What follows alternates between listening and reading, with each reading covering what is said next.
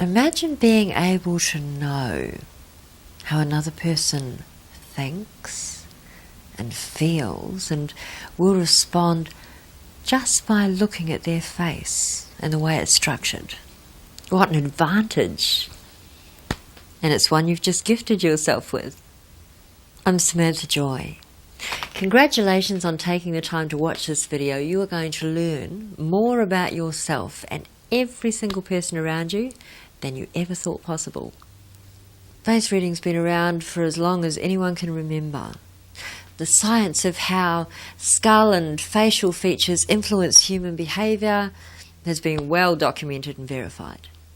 From Aristotle and Plato to Da Vinci and Michelangelo, for centuries, great minds have known that we can understand ourselves by understanding our structure.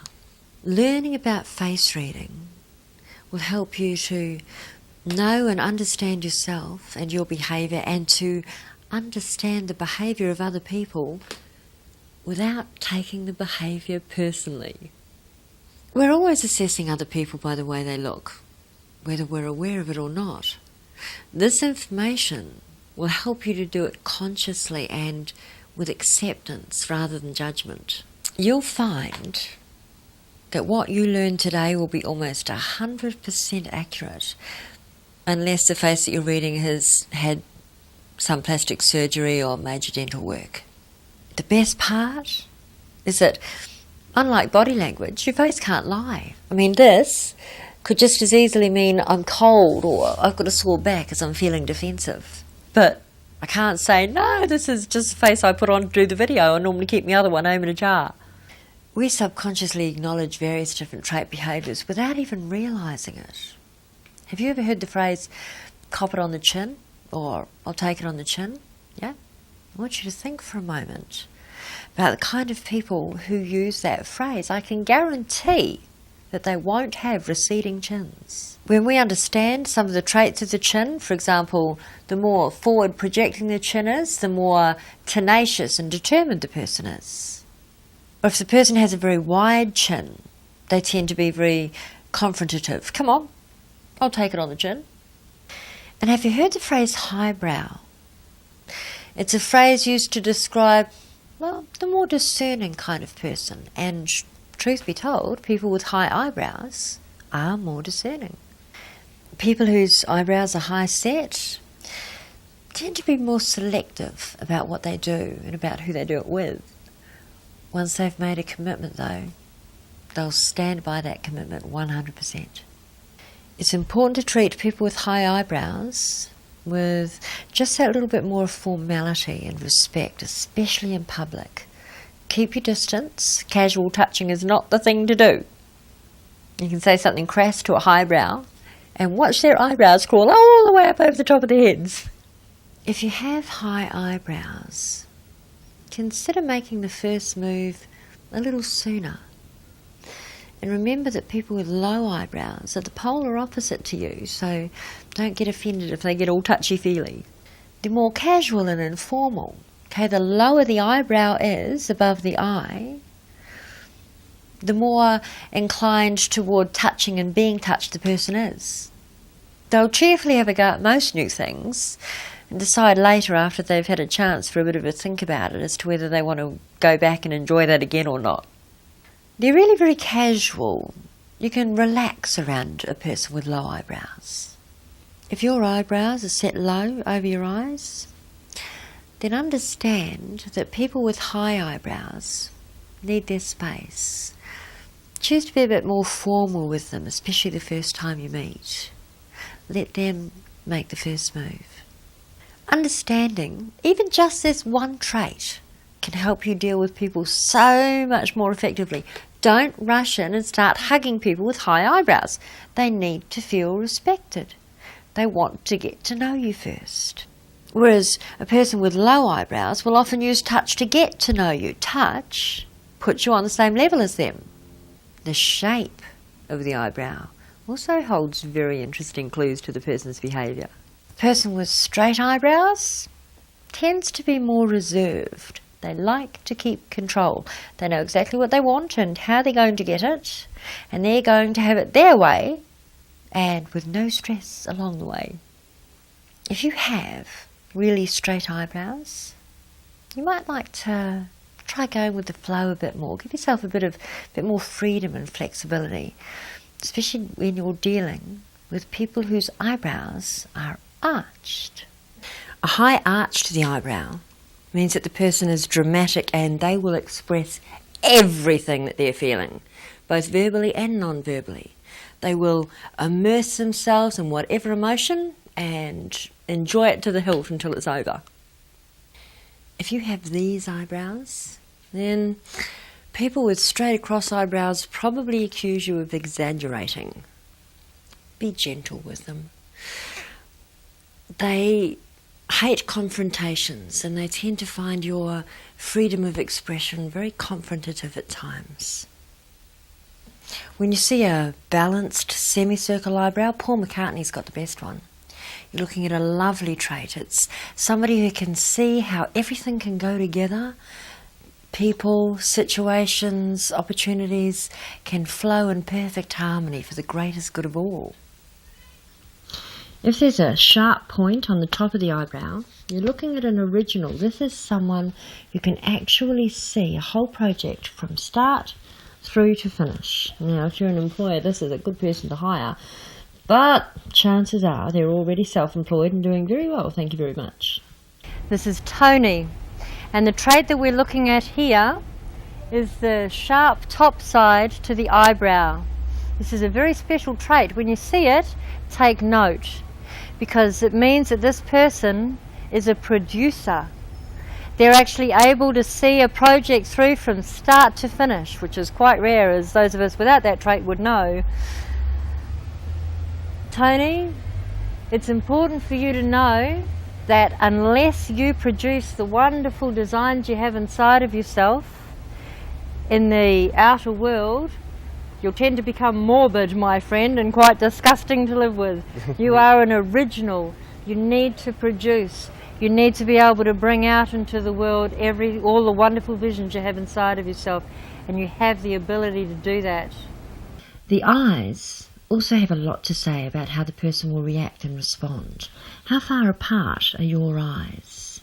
If they're very close together, then you'll be very focused on where you have to be and when.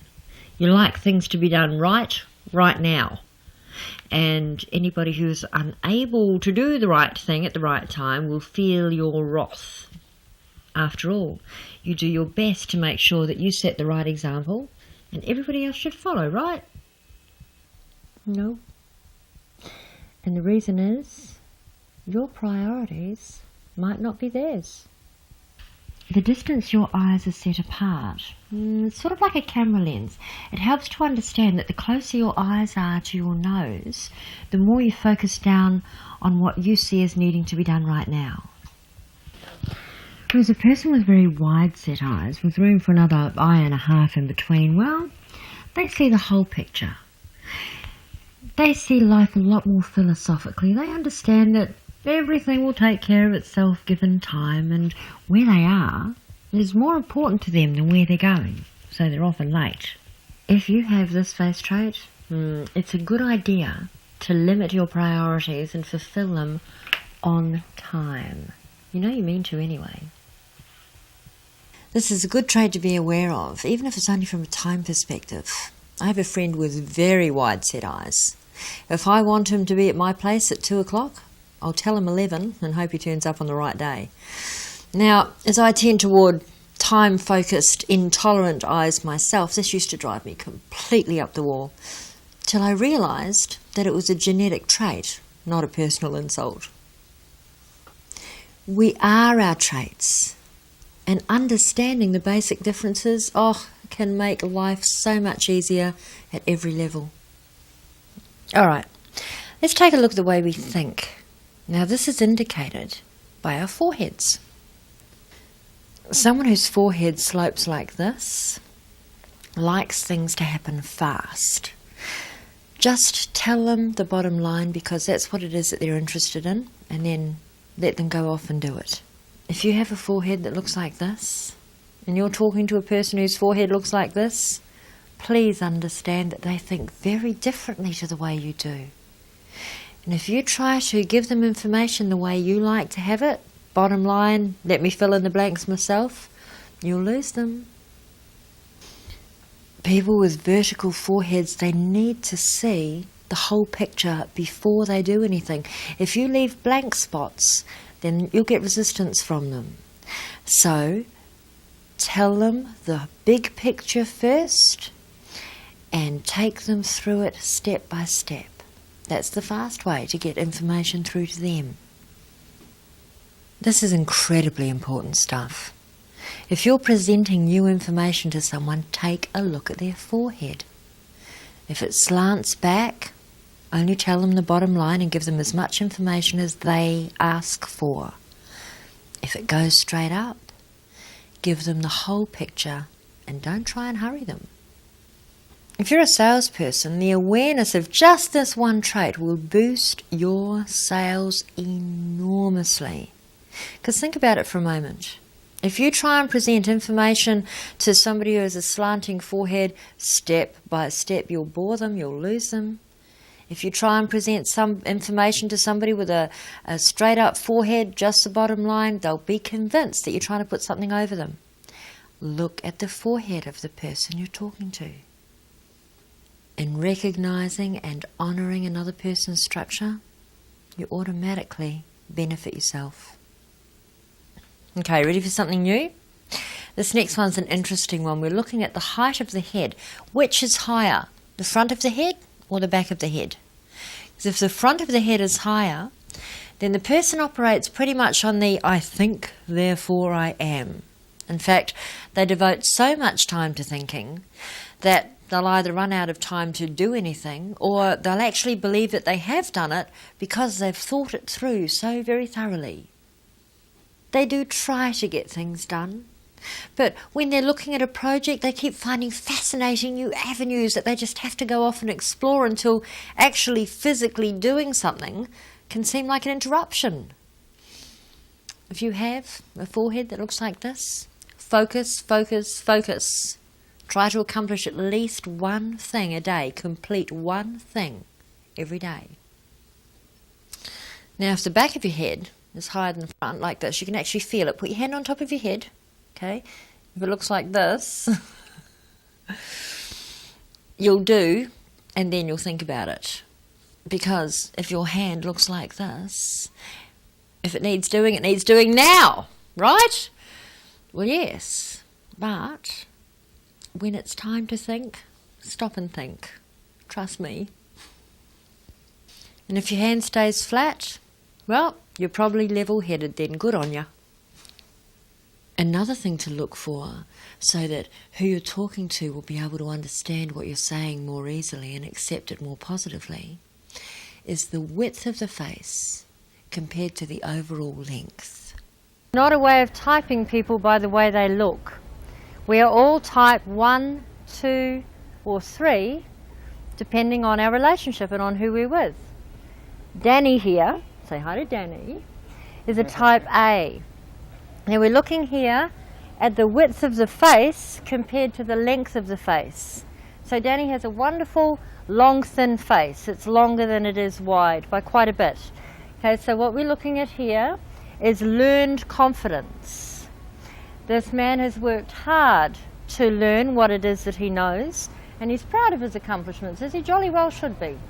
He is his accomplishments. He has worked hard to earn his security, and he'll do whatever it takes to protect that, am I right? And if you push him harder than he's prepared to go, he will fight you every step of the way. That's a fact. That's a fact, I know. Christy, on the other hand, has a very wide face compared with the overall length. You're looking here at somebody who will bite off more than they can chew and then chew like crazy, am I right? Yes. If the person has a long, thin face, then they learn things step by step at their own pace. Now, the longer and the thinner the face is compared to the width across the eye sockets, the more cautious the person tends to be.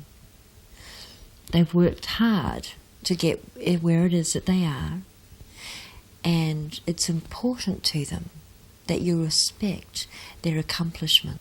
If this is you, then you already know that you can do anything if you deal with it one step at a time. So the next time your security is feeling at risk, then decide how you're going to deal with it step by step. And choose independence when you're asking for help, especially if it's from somebody with a much broader or wider face than yours. People with very broad faces, well, they'll bite off more than they can chew, and then they'll chew like crazy. Sure, I'll give it a go. How hard can it be? Just give me a manual, I'll figure it out. They can't understand why everybody doesn't have their self-confidence. They don't even see the obstacles they plough right through. Their primary need, people with wide faces, is to be needed. And if they're not needed, or if they don't feel involved, then they get very discouraged. If this is you, remember there's a difference between being a crutch and being a shoulder to lean on. See, because being needed is so important to you, you'll often take on more than you can reasonably handle. So be wise. Supporting people's independence is much better than doing it for them just because you can. People with long, thin faces learn differently to people with wide, broad faces. If we were teaching somebody with a long face the alphabet, they'd learn like this: A, B, C, D. Just let me go over that again. A, B, C, D. I'm just going to try that one more time, make sure I've got it right. A, B. Okay, but if we were teaching somebody with a very broad face, the way they learn is, right, okay, A, B, C, D, yeah, right. What was the numbers again? This is not a way of typing people by the way they look, because it all depends on who we're with at the time. If you're with somebody who has a very much broader face than you, then while you're with that person, you will be the more cautious one, and you will like to take things more slowly, step by step. But if you're with somebody who has a longer and thinner face than you, then while you're with that person, you'll be the confident one. Yes, let's just give it a go. What the hell? How hard can it be? And we've all been with a variety of different people. So there are no excuses. We do know, if we think about it for a moment, how the other person feels. I'm going to tell you now about my most favourite trait on the entire face. You ready? It's these lines here. I have really good ones. These are your empathy lines, not sympathy, empathy. They're the most beautiful lines you can imagine, because they say, I view the world with compassion. People with the longer and deeper these lines, the more empathetic the person is, the more they're likely to laugh with you or cry with you, because they truly understand. Now, they have nothing to do with age, and they have nothing to do with crows, and they don't really have very much to do with laughter either, because they're more from an understanding smile. You know, I have a client who is 93 years old, and she has none of these lines, and she hasn't had a facelift. And I have another client, and he's just turned 4, and he has 3 of the longest, deepest lines I've ever seen. And yet, they're the trait most reviled by Western society. Isn't that bizarre? It's amazing how we're trained to do our best to obliterate beautiful traits like this, which brings me to remind you, make sure the face you're reading is the face you're reading. You can't do this stuff on Michael Jackson, for example. And it's very interesting to note that a trait, surgically altered, can grow right back again if the behaviour that has caused that trait hasn't changed. Epicanthic folds are probably the best example of this. They're the folds of skin that can actually cover the eyelid, so you can't see the eyelid at all. Now, this is the trait of intellectual justification. Don't bother arguing with somebody who has these folds, because you can't win. Their goal is to prove you wrong so that they can prove themselves right. I actually had two friends. One who's had her epicanthic folds removed twice so far. They keep growing back. And the other, well, he lost his in a workshop that I do around face reading, and he lost them in a matter of moments in front of the entire class. It was the most amazing thing. He asked me, Samantha Joy, what causes these folds? And I explained to him, they're blinkers that we grow from fear, because when we could see everything, we got hurt. We didn't like it. So we chose what we could see. And I watched him take it in, because he had a straight up forehead, and think about it, and then realise he didn't need his blinkers anymore. And in front of the entire class, he lost them. And you could see his eyelids. Exposed eyelids means you can see more of the overall picture. It means give me action. These people hate red tape. Their goal is to get where they're going as quickly and efficiently as they possibly can. Just get out of my way. This is what we need to do. If you have this trait, you might consider telling people why you do what it is that you do, especially if they're involved in it as well. The angle of the eyes is telling also. If your eyes angle up toward your forehead, then you'd probably make quite a good executive, because you're able to pick out what's wrong real fast. Crooked pictures will drive you nuts. While we're on eyes, take a look at the person's irises. Do they have really big irises with not much white in the eyes? If so, then you can express your emotions freely, especially if they have maybe arched eyebrows and a big top lip as well. These people will not only express their emotions fully, but they'll expect you to express yours as well. If this is you, then you need to understand that people with small irises, very much more white in their eye than colour, they feel really uncomfortable around extreme emotional displays, especially if they've also got a thin top lip and straight across eyebrows. Are you beginning to see how these traits work together? When these very different traits get together in a relationship, then you hear conversations like, "You never tell me you love me," and responded to, "You should know I love you. I'm here, aren't I? I bring in a paycheck, I support you and the kids." If your partner has small irises and you have very much bigger ones, then know that it's not as easy for them to express emotion as it is for you, and don't try to force it. It won't work. They respond better to affection than to emotion. And if you're the one with the small irises and your partner has big irises, allow them to express how it is that they're feeling. I know it makes you uncomfortable, but trust me, it will be worth it. One last word on eyes. If the eyes are very deep set, then the person keeps himself to himself, lives pretty much inside of his head, because it usually is a man. If this is you, then you're probably a serious sort. Lighten up. Maybe open up a little. Life can be fun if you let it. And if your eyes bulge out, well, you'll already know how to enjoy life. You trust that everything will work out, and so it does, because you know how to make it happen. Good on ya, keep up the good work. Noses. Now, I know you've been waiting for this one. If you have a ski jump nose, then I would want you to look after me if I was sick, because you would be a wonderful caregiver and you would plump my pillow and make me chicken soup. Because people with noses that turn up like that, they need to be able to look after the people that they love personally, hands-on. And if they can't do that, then they feel as if there's something missing. If you have a ski jump nose, don't be upset if the person you're trying to care for says, "I don't have time." Okay, because chances are, if they're saying things like that, then they probably have a nose like this. Okay, a beaky nose. See, while you're caring for people on a one-on-one basis, they're trying to look after absolutely everybody.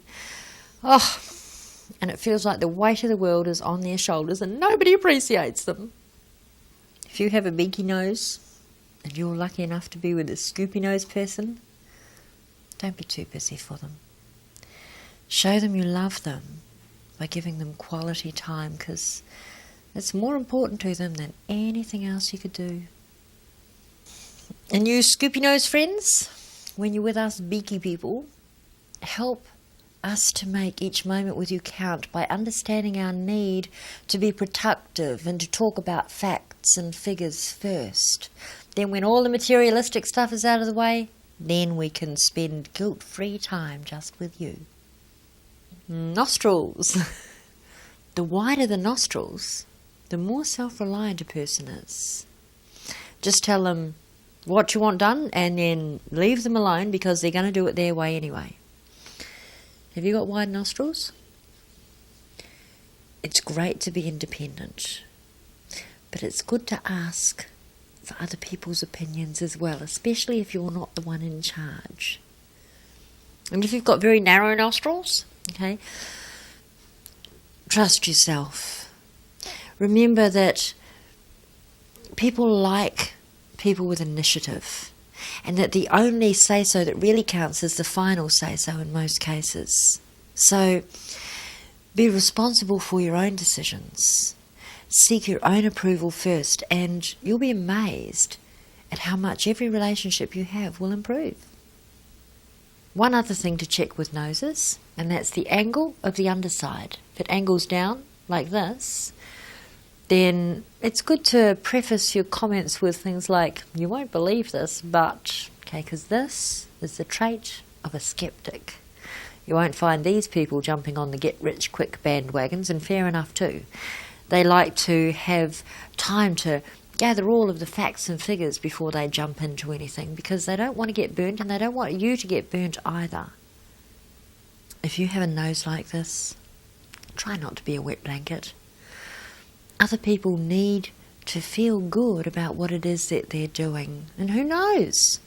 This might be the one. And even if it isn't, well, we all need to learn from our own mistakes. You know, we do. If you have a nose that tilts up on the underside, well, take time to do your research before you jump into the next exciting project. Maybe even take that research to a skeptic for their opinion. Remember, skeptics make the best converts once they've had the time to look over all their homework. So make sure you've got your facts and figures, and don't get conned. And now for the bit under the nose and above the lip. This bit here, it's called your fulcrum. If you have a very short one, then chances are it's really important to you that you look just right for every occasion.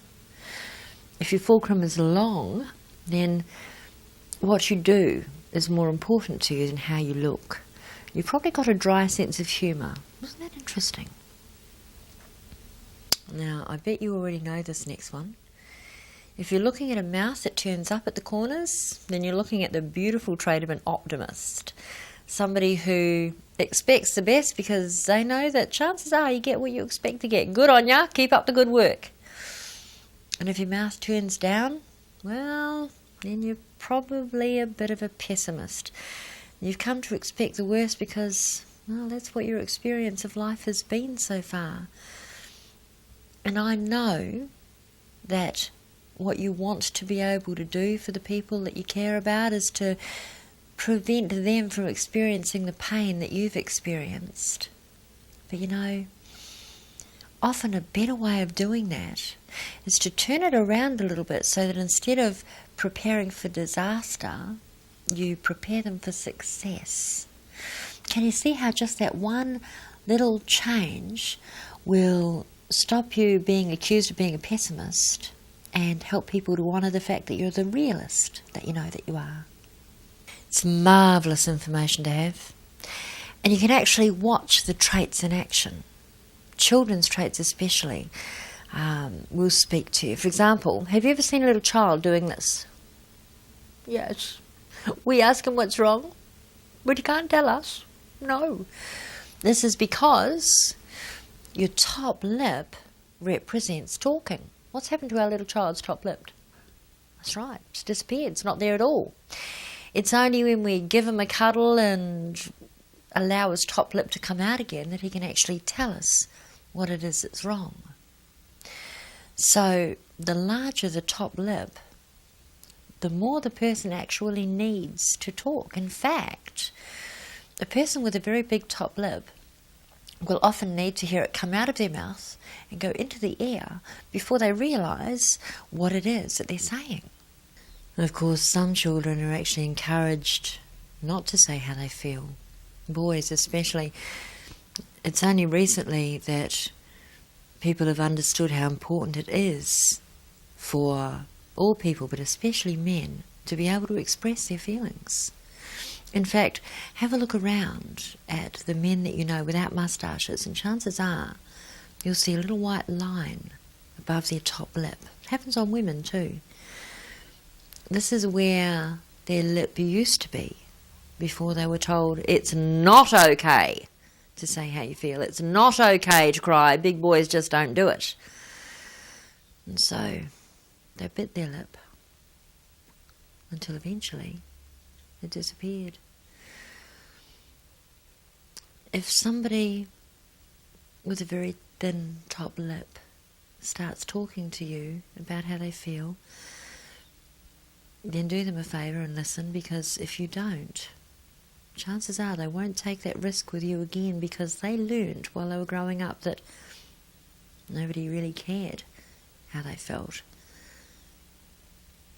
And so they lost the ability to talk about it. Oh, they'll talk facts till the cows come home, but getting them to talk about how they feel, that's another thing again. So if you're in a relationship with somebody with a thin top lip, don't ask them how they feel, because it's very hard for them to tell you.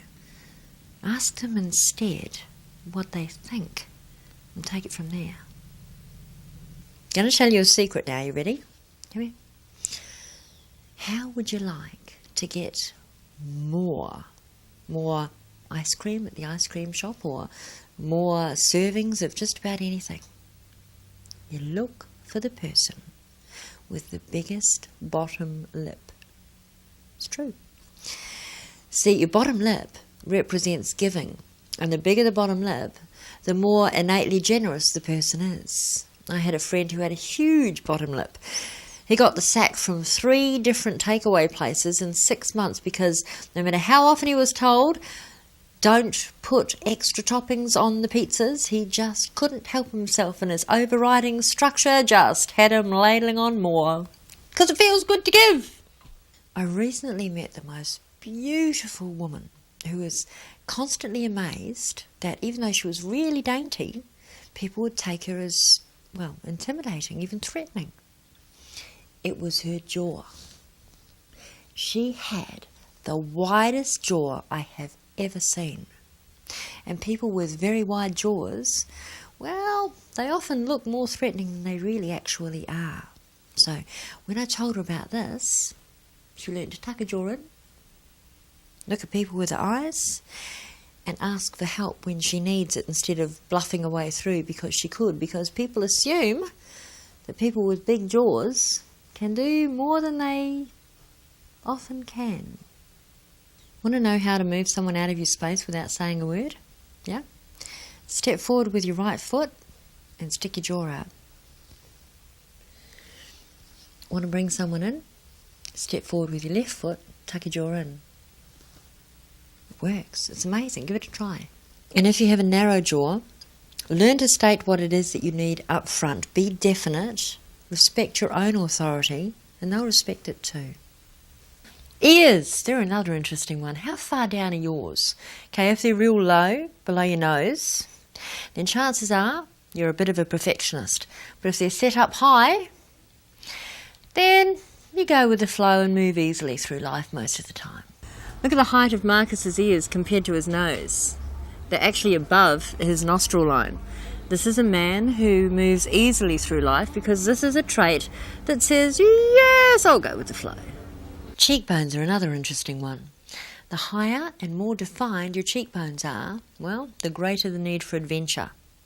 If you try and keep a person with very high cheekbones housebound, you'll come home every night and find the furniture's been changed around. The challenge for people with very high cheekbones is to keep the excitement in the same relationship rather than going out and looking for new relationships when the old one gets a bit samey.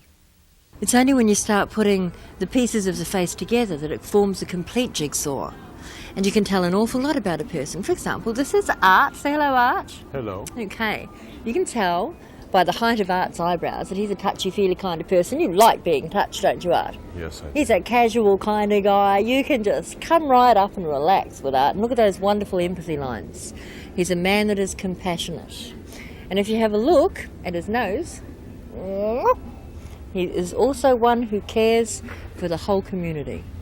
Okay, he's got a convex nose bridge, he's got a determined little chin, he's got a long fulcrum, so what he does is more important to him than how he looks. And he's got close set eyes, so he's fairly focused on where he needs to be and when. But Art's dominant trait, check out the cheekbones and the blonde hair. When you have cheek blondes and blonde hair together, you've got I have to have adventure. Okay, so the challenge for you, my friend, would be keeping the same relationship interesting. Okay, because new things, new people, new adventures, new sights, new sounds, new senses, new everything, yeah? Yeah? Yes. Art, tell me, Okay. are you comfortable at home? Do you have a nice little home that you never ever leave? No. No? Where are you living at the moment? I kind of have a wandering kind of. A wandering kind of life. You will never ever find a nomad with low cheekbones. There are more than 100 face traits, and every single one of them means something different, and just about everyone has one trait that leaps off and says, hello. It's only when you start putting them all together into a jigsaw that things get really interesting, because each trait contributes to the whole person. You will have noticed, for example, that certain races have a number of traits in common. Our Australian Aborigines are a really good example of that. For example, they have very thick hair and wide pores and thick skin. They can handle extreme exposure to the elements, exposure that would kill the average person. They've got very wide nostrils. They're extremely self-reliant. They've got a large ridge above their eyebrows. This is a systems ridge. They systematise as many aspects of their experience as they can, and then insist that the entire tribe works within that system, because if they don't, they're dead. But what happens when you take an Aboriginal out of his environment that he has created for his survival? When you take away his system, his self-reliance, his entire structure collapses. This is because we are our traits. One of the reasons I'm sitting down to talk to you is basic centre of gravity. Now, I'm going to introduce you to two very nice people who have two very different centres of gravity, as is evidenced by where their tummy button is. Cheryl, how would you feel if I told you that you had to spend hour after hour standing under this beautiful Bodhi tree, no chance to sit down, take a load off, you just have to stand, keep moving all day long? I'm not like that. No, it's perfectly hideous, it's a dreadful idea. Okay, this is because, like me, we have a high centre of gravity and we are built, my darling, to sit. See, when you have a high centre of gravity, you feel off balance when you're standing up all the time, and you actually need to lower your centre of gravity in order to feel comfortable.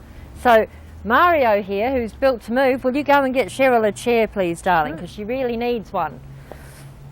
Because, see, the problem is people with short legs and a long body who are built to move don't understand that people who have long legs and a short body, are built to sit. We think better sitting down. So Mario over here has a low centre of gravity. Look how, put your hand on your tummy button for us, Mario. Check it out. Okay, short legs and a long body as opposed to long legs and a short body. This man is built to move. How would you feel if I told you that you had to spend the entire day sitting in a chair? No chance to get up and move around. Very impatient. It'd be appalling. It'd be appalling. Yes. Okay, because sitting puts pressure on a low centre of gravity. And to sit for long periods of time for somebody with short legs and a long body is cruel and unusual punishment. I mean, think of the ultimate short-legged, long-bodied person, the toddler. How many toddlers do you see sitting down with their feet up? Not a whole lot. Okay, this is because you are built to move, Mario, and you need to be...